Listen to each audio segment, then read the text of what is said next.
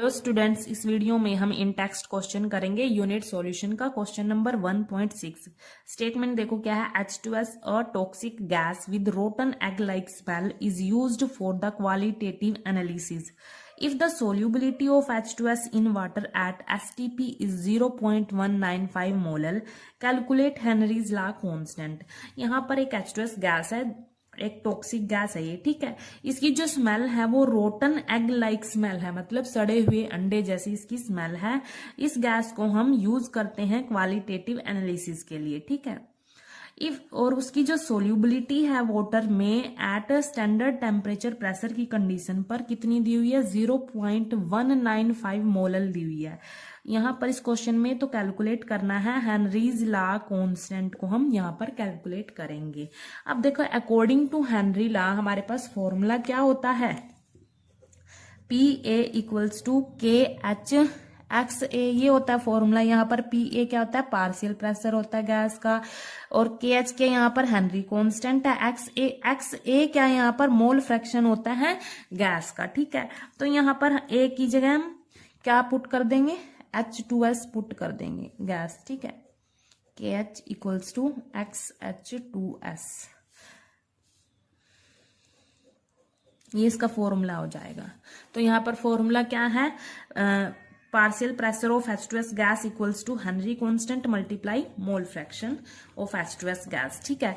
अब देखो यहाँ पर जो स्टैंडर्ड टेम्परेचर प्रेशर की कंडीशन दी हुई है, तो यहाँ पर प्रेशर की वैल्यू क्या हो गई, 0.987 बार होगी, ठीक है।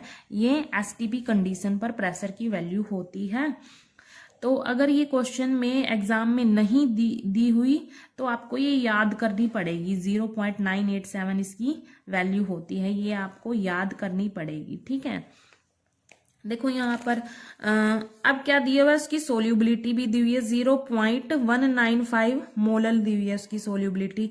तो यहाँ पर जो ये मोलर है इसका मीनिंग हम यहाँ से निकाल लेते हैं, क्या होता है 0.195 मोलर, ये क्या दी हुई है, उसकी सोल्यूबिलिटी दी हुई है, ठीक है।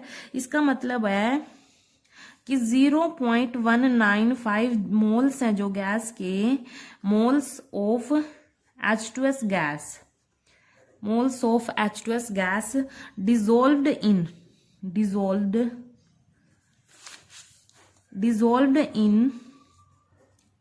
1 kg ऑफ वाटर, ठीक है। ये वाटर की अमाउंट है यहाँ पर, ठीक है। 1 kg को हम ग्राम में कन्वर्ट कर लेंगे तो क्या आएगा, 1000 ग्राम आ जाएगा, ठीक है। इसको ग्राम में कन्वर्ट कर दिए, यहाँ पर ये वाटर का मास दे दिया, ठीक है। अब देखो इससे हमें क्या पता चल गया, H2S गैस के मोल्स पता चल गए कि 0.195 मोल्स हैं जो H2S गैस के, वो किस में डिजोल्व हैं, 1 kg ऑफ वाटर में डिजोल्व है। तो यहाँ से हमें H2S गैस के मोल्स पता चल गए और वाटर का जो एक्चुअल मास है वो भी हमें पता चल गया, ठीक है। अब देखो यहाँ पर हमें प्रेशर की वैल्यू पता चल गई, ठीक है। KH की वैल्यू तो हमने निकालनी है यहाँ से, तो ये H2S क्या है, यहाँ पर मोल फ्रैक्शन है। तो हम यहाँ पर पहले इन टर्म्स को यूज करके हम मोल फ्रैक्शन को यहाँ पर निकाल लेते हैं। मोल फ्रैक्शन का फॉर्मूला क्या होगा, यहाँ पर number of moles of H2S gas, number of moles of H2S gas divide में number of moles of H2S gas plus number of moles of water, ठीक है। जिसका भी हमने मोल फ्रैक्शन निकालना है उसके मोल्स को हम ऊपर रखेंगे, डिवाइड में टोटल मोल्स आ जाएंगे गैस के भी और वाटर के भी, ठीक है। अब देखो यहाँ पर H2S गैस के मोल्स तो हमें पता है कितने, 0.195 है। यहाँ पर इनकी वैल्यू लिख लेते हैं, H2S की क्या वैल्यू है, 0.195, ये गैस के मोल्स हैं। तो अब क्या निकालना है, वाटर के मोल्स निकालने हैं। मोल्स का फॉर्मूला क्या होता है, एक्चुअल मास डिवाइड में क्या आएगा, मोलर मास। एक्चुअल मास कितना है वाटर का, 1000 ग्राम है, ठीक है। ये वाली वैल्यू पुट कर देंगे यहाँ पर। मोलर मास मोलर मास यहाँ पर हम कैलकुलेट कर लेंगे साइड में। यहाँ पर हाइड्रोजन का 2 हो गया, ऑक्सीजन का एटॉमिक मास कितना होता है 16, तो यहाँ पर 18 ग्राम पर मोल आ गया, ये इसका मोलर मास होगा। तो इस वैल्यू को हम कहाँ पुट करेंगे, यहाँ पर पुट कर लेंगे 18 ग्राम पर मोल। ग्राम से ग्राम कैंसिल होगा, इसको हम सोल्व करेंगे तो क्या आएगी हमारे पास, इसकी वैल्यू 5.55 मोल आ जाएंगे। ठीक है, तो हमारे पास H2S गैस के भी मोल्स हमें पता चल गए और वाटर के मोल्स भी हमें पता चल गए। इन दोनों वैल्यूज को हम कहाँ पुट करेंगे, मोल फ्रैक्शन वाले फॉर्मूले में हम यहाँ पर पुट कर देंगे। ठीक है, 0.195। ठीक है, H2S गैस के मोल्स कितने थे 0.195, डिवाइड में दोनों के मोल्स आ जाएंगे 0.195 प्लस वाटर के कितने थे 5.55। अब हम इसको सोल्व करेंगे, इसको हम सोल्व कर लेंगे तो क्या आएगा 0.195 डिवाइड में इन दोनों को ऐड करेंगे, ऐड करने पर क्या आएगा 5.745 आ जाएगा।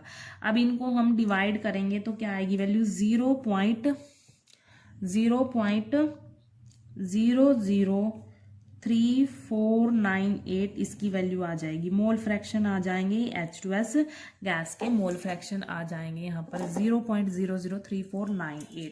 अब देखो हमें प्रेशर की वैल्यू भी पता है और मोल फ्रैक्शन भी पता है, तो हम इन दोनों वैल्यूज को जो हेनरी लॉ से हमें फॉर्मूला मिला है उसमें हम पुट कर देंगे। ठीक है, जो ये फॉर्मूला है ना हमारे पास, इन दोनों वैल्यूज को इसमें पुट कर देंगे।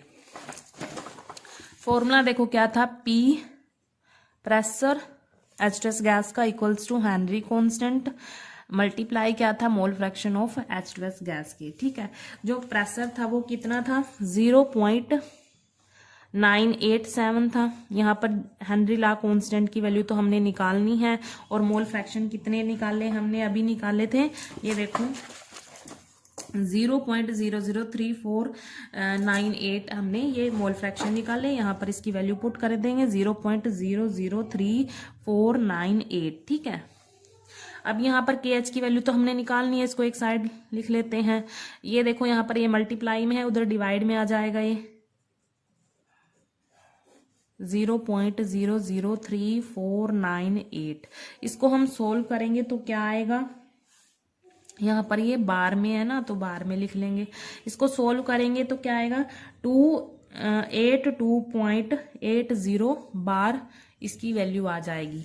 तो हेनरी लॉ कांस्टेंट की वैल्यू क्या आई हमारे पास 282.80 बार आ गई। ये क्या है हमारे पास